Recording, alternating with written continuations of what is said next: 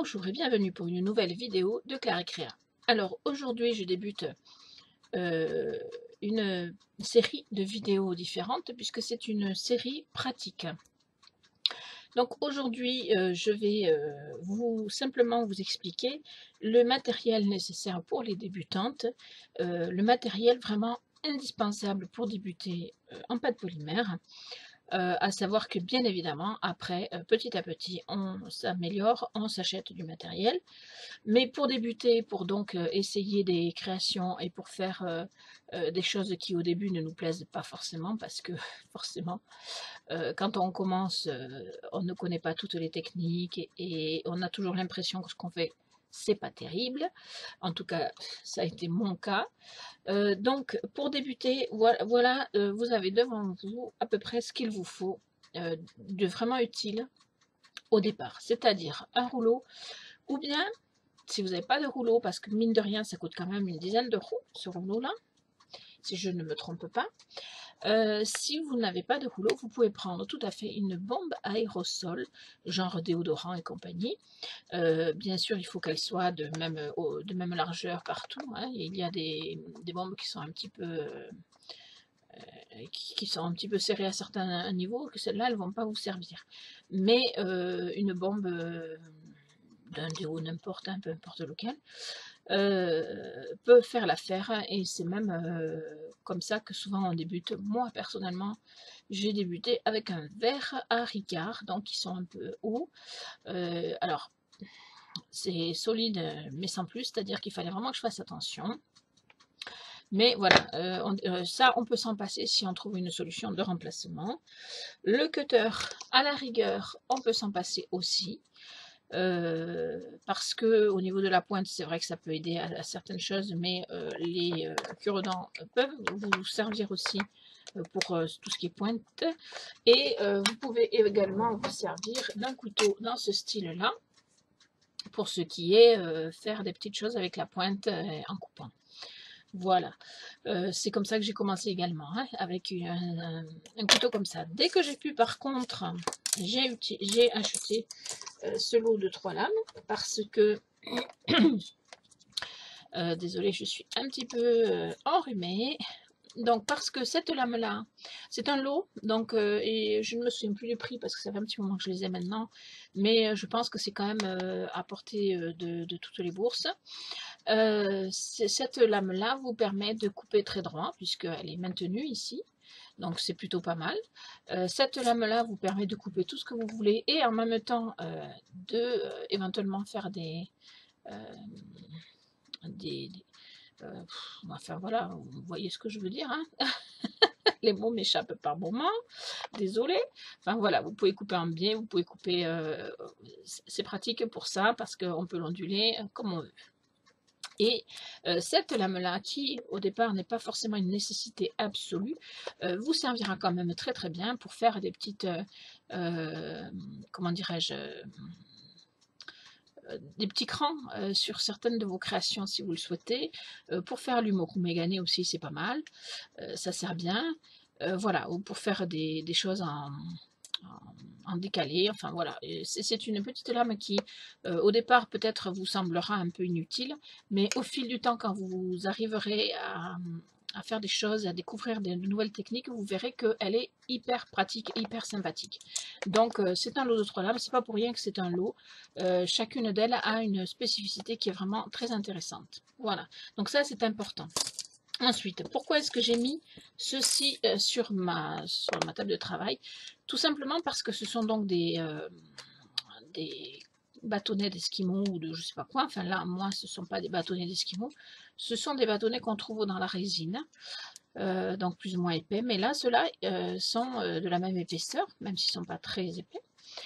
Ça vous permet, quand vous n'avez pas de machine à pâte, de les mettre comme ceci et de passer le rouleau au milieu sur votre pâte pour avoir la même épaisseur de pâte partout. Parce que quand on débute, souvent on n'a pas de machine à pâte, et donc nos créations ne sont pas toujours très droites. Voilà. Donc ça, c'est une petite astuce pour vous permettre de faire vos pâtes droites et de la même épaisseur partout, sachant que dès que possible, bien sûr, je vous invite à acheter une machine à pâtes. Il y en a des pas chères. Bon, après, je ne sais pas si le fait qu'elles soient pas chères les rendent moins bonnes, je n'en sais rien. Moi, j'ai toujours acheté des machines pas très très chères parce que c'est une histoire de porte-monnaie aussi, hein, toujours. Donc voilà. Alors bien évidemment, vous l'aurez compris, les cure-dents, c'est quelque chose qui est vraiment très très intéressant. Dans d'autres vidéos pratiques, je vous les montrerai à l'œuvre. Ça, c'est un petit outil, mine de rien, qui a l'air de rien, mais qui sert énormément quand on débute dans la pâte polymère. Et même après, moi j'ai acheté des dotting tools, tout un tas de matériel parce que tout le monde utilise, mais au final je me sers beaucoup plus de mes cure-dents que de certains autres outils que j'ai achetés. Donc voilà, comme quoi ça a l'air de rien, c'est pas cher du tout et c'est très efficace en pâte polymère. Voilà, et enfin, quelque chose d'indispensable, surtout en fonction de la marque de la pâte polymère que vous achetez. Il est recommandé d'avoir des lingettes pour vous nettoyer les mains après l'usage de... Par exemple, je vous prends un exemple, la pâte Fimo ou la pâte Cernite n'ont pas du tout la même façon de rester sur les mains. La pâte Fimo marque énormément, la pâte Cernite, ça dépend des couleurs. Il y a des couleurs qui ne marquent pas du tout. Mais cela dit, que ça marque ou non, c'est bien d'avoir des lingettes sous la main, de pouvoir se nettoyer les mains à chaque fois que c'est nécessaire. Et puis je vous montrerai aussi dans une autre vidéo technique que ça peut servir à d'autres choses.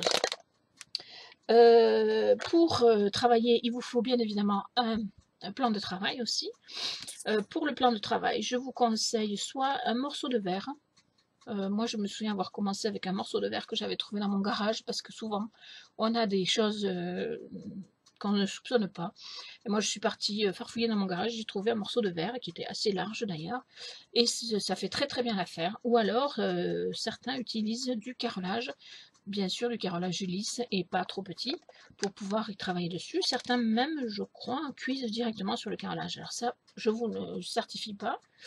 Moi, je cuis sur le plateau de mon four, qui est d'ailleurs en train de tourner, et ça se passe très bien. Voilà, donc ça c'est le matériel vraiment, vraiment, vraiment nécessaire si on veut commencer en pâte polymère. Et bien évidemment, hein, il faut de la pâte polymère, que ce soit de la Cernite ou de la Fimo ou je ne sais quelle autre marque, puisqu'il existe de la Pardo, maintenant on trouve beaucoup plus, de la Prémois, de la... Enfin voilà, je ne connais pas toutes les marques, mais ce que je sais, c'est qu'il en existe beaucoup. Personnellement, j'ai commencé avec la Fimo, qui est une pâte qu'on trouve partout dans les magasins de loisirs créatifs, etc. Donc c'est vrai que c'est bien. Et pour débuter, elle est vraiment très très chouette. Maintenant, il y a un souci quand même, c'est qu'elle est un petit peu chère. Donc moi, j'ai fini par essayer la Cernite pour cette raison-là, hein, parce qu'elle était moins chère. Et je m'aperçois qu'elle est très bien aussi.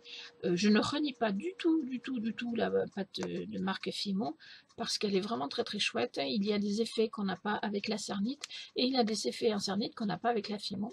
Donc voilà, et puis les deux se mélangent très très bien. Ça veut dire qu'on peut très bien travailler avec moitié Cernite, moitié Fimo.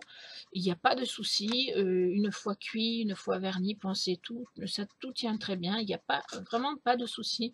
Les deux pâtes se coordonnent très bien entre elles.